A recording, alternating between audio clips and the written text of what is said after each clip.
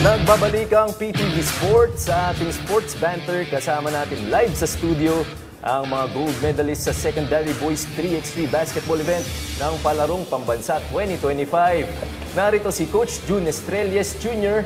kasama ang kanyang mga manlalaro na sina Tristan Dominic Macalincag, Fritz Kevin Herrera, Kian Kyrie Diva. Ayan, good morning sa inyong apat, gentlemen, and welcome to PTV Sports. Morning. Alright, magandang umaga sa inyo and of course, congratulations for winning the gold medal dito nga sa katatapos na 2025 Palarong Pambansa. Coach June, una kong tanong, how does it feel na for the very first time nakamit nyo ang gintong medalya sa Palarong Pambansa? Very proud kami kasi nakuha namin yung inaasam namin na gold and nagawa namin yung pinaka-ultimate goal talaga namin. Na at the first na nag-usap-usap kami, dapat uuwi tayong dala na dala natin yung karangalan ng school natin, ng NCR, ng Caloocan, at maging proud tayo dahil magiging history tayo ng school natin. Okay, Coach. Ngayon naman po, siguro pag-usapan natin kung paano ba nabuo yung team na to, no? Ano yung naging proseso ng pagpili sa players, tapos pagkatapos niyo sagutin yan, gusto kong tanong sa players, ano yung naging reaction nyo nung kayo naman yung napili para mag-represent ng inyong rehiyon dito sa Palarong Pambansa? Coach, simulan niyo po. Since the start pa lang naman talaga, grassroots players ko kasi mga to eh. So, nasubaybayan ko na yung kanilang, kumbaga yung skills nila talagang natutukan ko ng maayos. Kaya nung nag-select na ako, ito na yung napili ko at sigurado ako na magiging maganda yung magiging result talaga. So, starting from Diva, may outside hitter ako. Then I have the small forward na napaka ganda sa depensa, and then may big man, Macalincag, na alam ko makakatulong sa team talaga. Okay, so yung players nga natin, ano yung naging reaction nyo nung kayo yung napili, nung alam nyo na final lineup, kayo yung sasabak sa Palarong Pambansa? Siguro si ano muna, si Kian. Ano po, yung sobrang saya po kasi bihira lang po yung player po na nakakaabot po sa ganung stage po. Kumbaga pili lang po sila and hindi po lahat nabibigyan po ng opportunity, kaya nung nalaman po namin na kami po isasalang, nag-usap-usap po kami na galingan po namin hanggat makaabot po kami sa dulo po. Alright. Next. Si Fritz. Si Fritz. Siyempre po masaya din po dahil kami po yung pinili ni Coach at ng school namin na kami mag-represent. At nung nalaman po namin yun, pinag-usap-usap po kami ng mga teammates na huwag natin sayangin yung tiwala na binigay sa atin ng school at ng rehiyon natin. Kaya nakamit din namin yung gold dahil dun. Okay na po.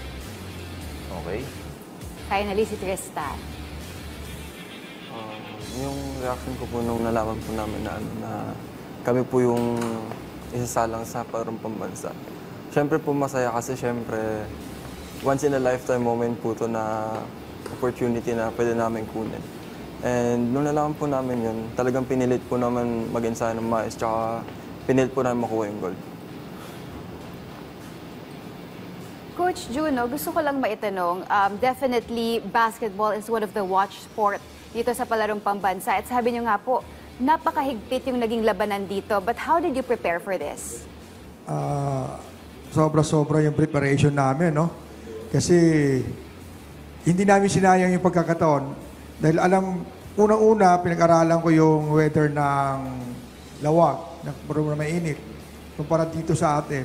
So, may training kami na pang-umaga, may training kami ng tanghali, may training kami sa hapon. Talaga yung preparation talaga, mentally, physically, and emotionally prepared na yung mga bata. Ang kagandahan din dito, no?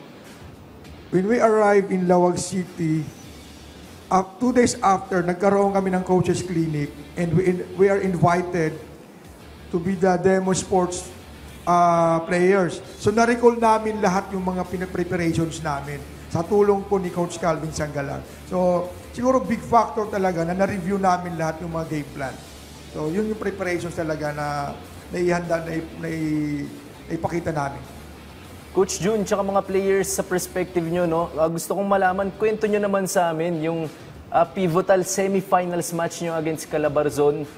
You were down 10-5. So paano nyo na-overcome yung adversity na yun? Paano kayo nakagawa ng comeback? Sa'yo muna, Coach. Tapos gusto ko rin marinig yung panig ng players natin.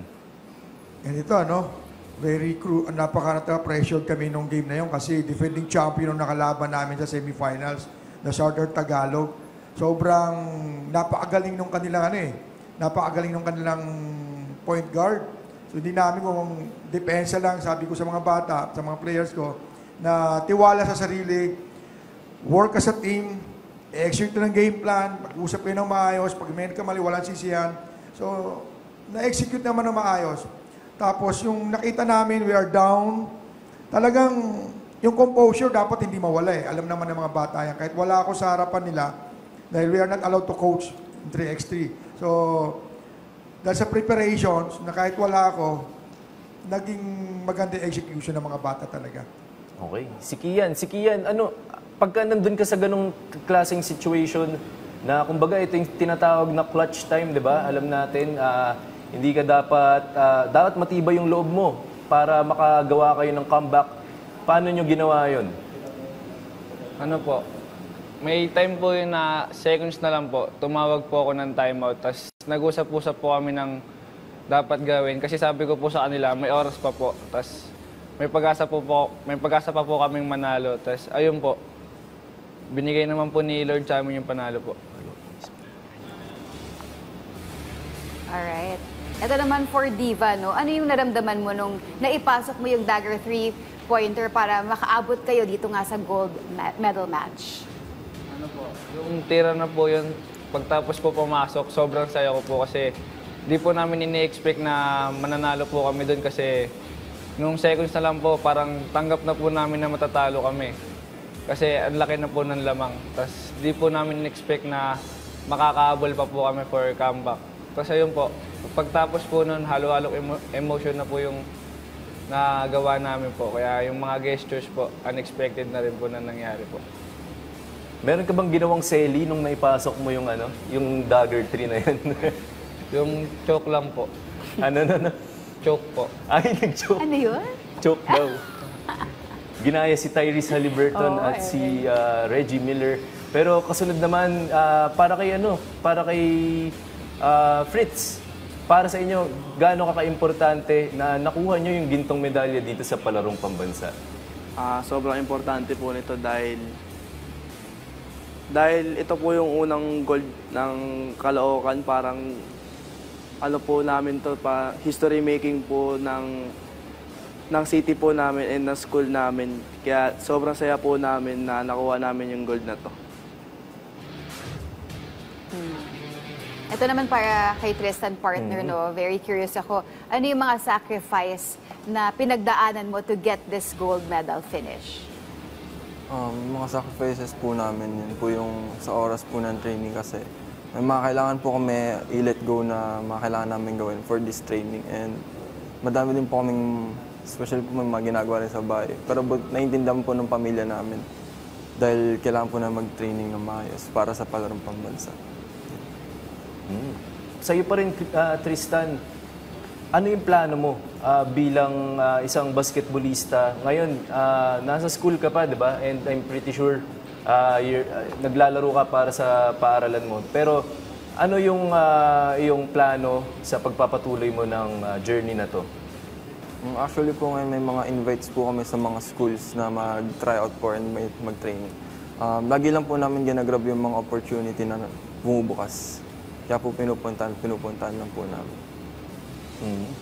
Next, Ito naman. Lahat daw sila sasagutin yan. Sige, go. Si Fritz. Siyempre po, kung ano man po dumating na opportunity sa amin para sa susunod na level, dahil di naman po sa palarong pambansa natatapos yung career namin and nagawa po kami ng bagong page ng buhay namin sa basketball. Kaya i-grab lang po namin lahat ng opportunity na darating at di po namin sasayangin. Para naman kay Diva. Sa akin naman po, may isang taon pa po ako sa EDSI po, sa school na po na pinanggalingan ko po. Magpapalakas pa po ako doon and magpapakondisyon po for preparation ko na rin po for college po. And yung dream school ko naman po, UST po. Alam mo, partner, no, I'm sure that every dream of a basketball player, especially dito sa high school level, makakuha ng magandang school to pursue their college. basketball career. Para sa inyo naman, sa ating mga basketball players ngayon, ano yung dream school nyo na gustong paglaruan at i-represent for college? Diva. Ang top 3 school po na gusto ko pong paglaruan is ano po, UST po, Ateneo, tas FEU po. Ayan. Gusto niyo maglaro sa UAAP. Yeah, so, Ikaw naman ngayon, Fritz, ano yung selection mo? Kung kunyari, pwede kang pumili ng dream school na pwede mong pasukan. Ano po? Siguro po UP, FEU, tsaka UST po. Oo. Natutuwa ako, maraming lumilitaw na UST partner, no? UST ka kasi. Oo. Wala kang Lasal dyan. Or UP. Oo nga. Baka si Tristan, baka yung dream school niya, doon mapunta. Ano ba yung sa'yo? Dream school ko po is UST, UP, tsaka po Lasal. Ayun. Pasok. Ngayon naman, Coach, alam natin sobrang promising na mga player mo na to. Pinatunayan na nila on the biggest stage. Sa level na to, ano yung masasabi mong message mo para sa kanila? Kasi magpapatuloy pa yung mga career nila eh.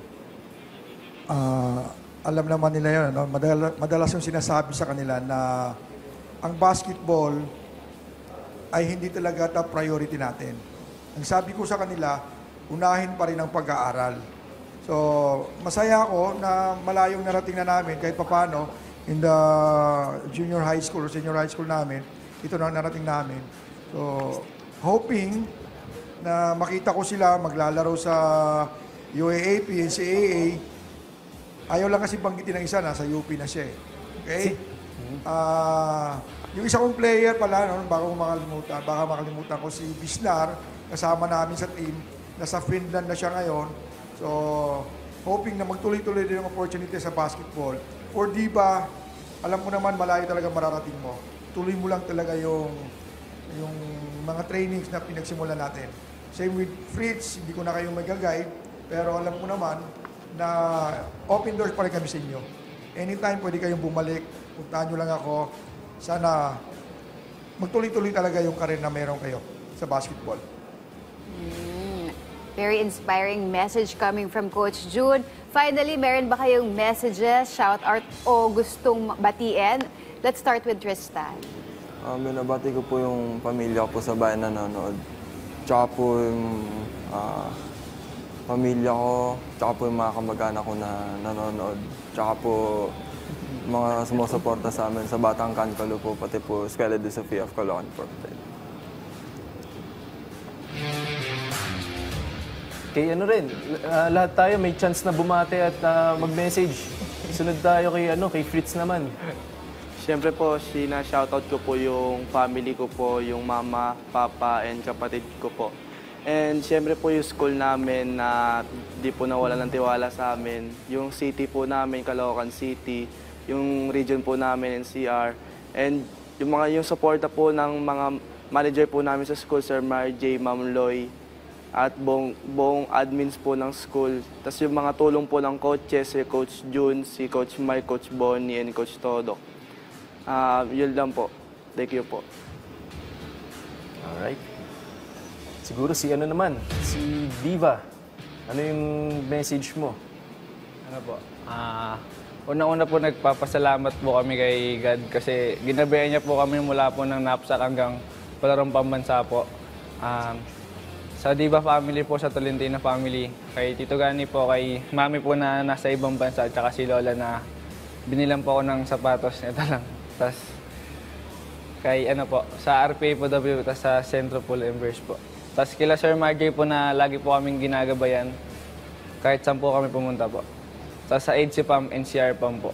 Yun lang po. Finally kay Coach, meron kayo message or mga gustong batiin? nagpapasalamat po kami sa full support na binibigay ng school namin, Escuela de Sofia of Caloocan Incorporated. Walang sawang pagtulong na binibigay natin sa mga atleta natin.